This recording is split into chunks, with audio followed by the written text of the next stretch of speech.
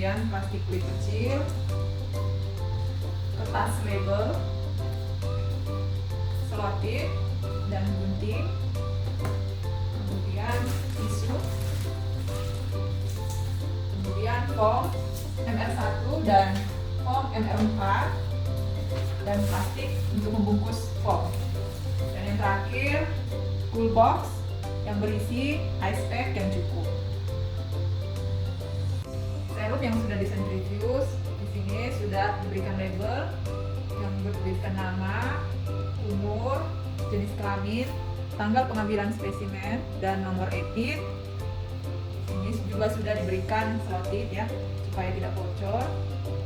Kita masukkan ke dalam plastik kecil. Namun sebelumnya kita lapisi dulu dengan tisu untuk menyerap air dalam cool box nanti.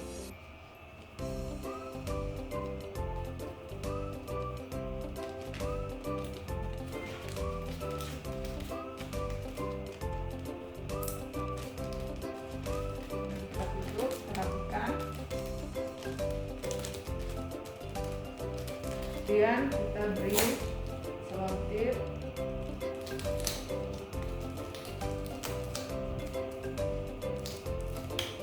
Kemudian spesimen kita masukkan ke dalam cool box.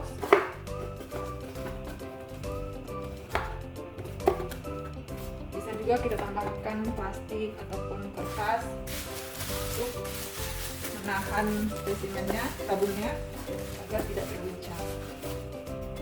Nah, kemudian kita tutup. Selanjutnya foam MR1 dan foam MR4 kita bungkus dengan menggunakan plastik.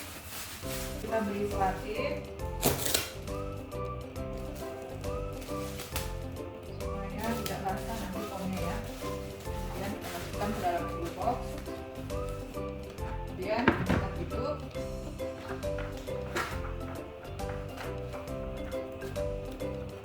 Selanjutnya kita beri selotip seperti ini cool boxnya.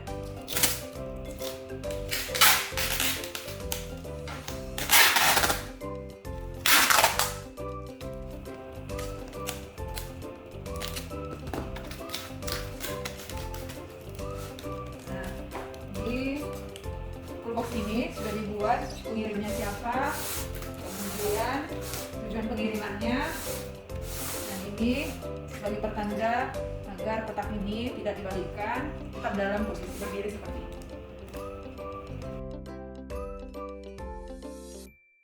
Untuk pengambilan spesimen campak berupa urin, kita membutuhkan pot urin, kemudian plastik klip, kemudian foam MR1 dan foam MR4, kemudian plastik pembungkus foam, kertas label, selotip dan gunting, kemudian juga di sini ada cool box dan ice pack. Nah, ini pot urin yang sudah berisi urin 15 sampai 50 ml ya. Kemudian ini juga sudah diberikan label, namanya, umur, kemudian jenis kelamin, tanggal pengambilannya, itu juga dengan nomor EPIT-nya. Ini sudah dilapisi dengan selotip. Namun kita akan tambahkan selotip di penutupnya untuk menghindari bocoran. Kemudian kita masukkan ke dalam plastik klip.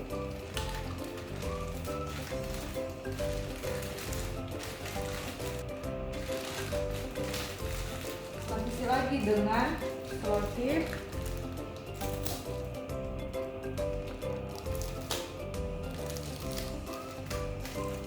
Untuk selanjutnya kita masukkan ke dalam cool box. Nah, dalam cool box ini sudah berisi ice pack yang cukup ya, supaya suhunya tetap terjaga 2 sampai dengan 8 derajat Celcius. Kemudian kita masukkan, juga kita tambahkan plastik ataupun kertas supaya spesimen dalam kondisi yang padat dan tidak terdapat guncangan. Kita tambahkan lagi ice pack-nya, foam MR1 dan foam MR4 yang sudah dibungkus dengan plastik.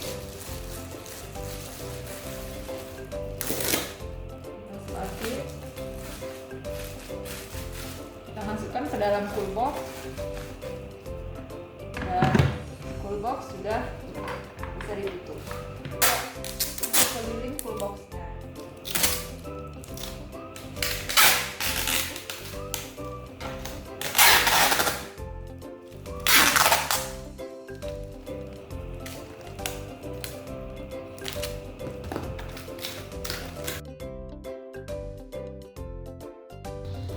Pengambilan spesimen campak berupa swab tenggorok, kita anggap ini sebagai kriotub yang berisi PPM, kemudian plastik clip, kemudian tisu, foam MR1 dan foam MR4 untuk permintaan pemeriksaan spesimen, kemudian plastik untuk membungkus swab, kemudian selotip, gunting dan alat tulis, kemudian ini full box yang berisi ice pack yang dingin dan cukup.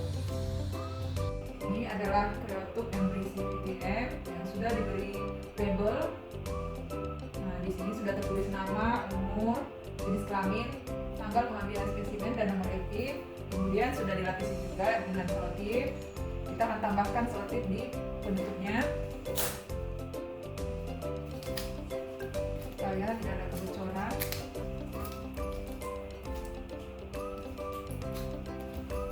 Selanjutnya kita lapisi dengan tisu untuk menyerap air dari ice pack-nya nanti. Kemudian kita masukkan ke dalam plastik clip.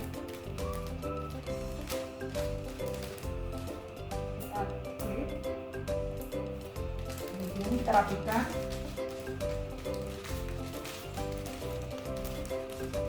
Kita berikan lagi selotip.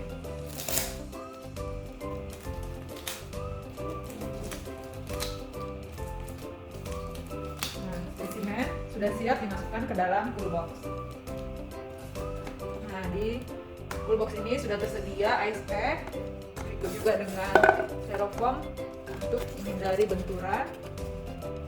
Karena dirasa ini masih ada ruang kosong, kita tambahkan plastik. Boxnya lebih padat.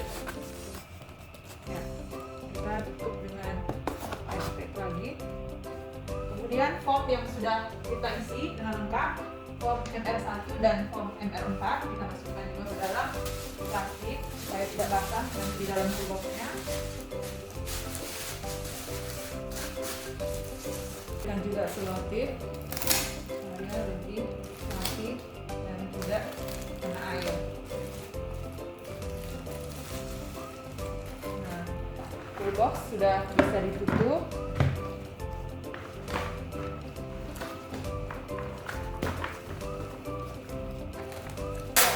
Kita keliling cool box-nya.